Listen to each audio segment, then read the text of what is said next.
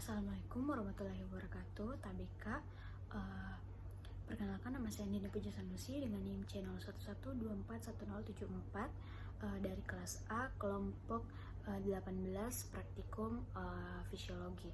Nah, di sini saya akan menjelaskan mengenai hukum Boyle dan juga Laplace. Nah, yang pertama di sini saya akan menjelaskan mengenai hukum Boyle. Nah, seperti yang kita tahu bahwa hukum Boyle sendiri dia itu merupakan volume, pengertiannya itu volume berbanding terbalik dengan yang namanya tekanan. Nah, di sini saya akan memberikan contoh. Yang pertama itu ada yang gambar yang ini. Nah, di sini kita lihat bahwa di sini tekanannya ini kecil, sedangkan volumenya ini besar. Makanya dibilang bahwa tadi hukum Boyle itu berbunyi volume itu dia berbanding terbalik dengan tekanan, karena kalau volumenya kecil maka tekanannya itu dia besar. Nah, masuk pada hukum Laplace. Nah, di sini ada hukum Laplace ini, dia ini adalah surfaktan yang dimana ketika permukaan suatu alveolus yang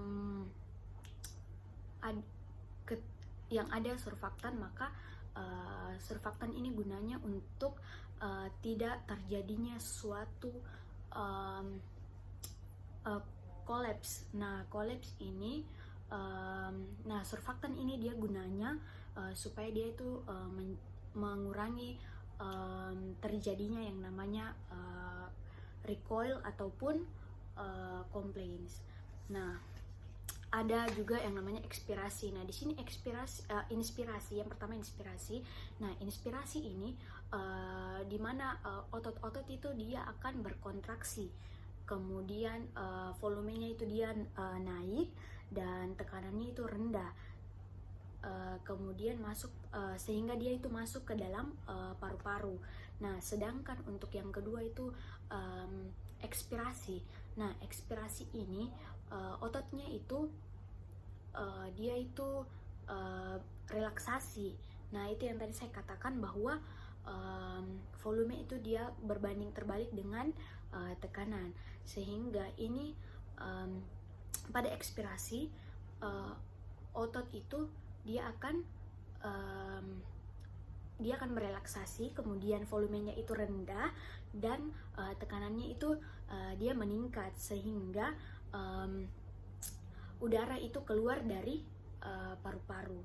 Nah, baik, sekian dari kemudian ada pula rumus dari Laplace sendiri, yang yaitu P sama dengan 2T per R.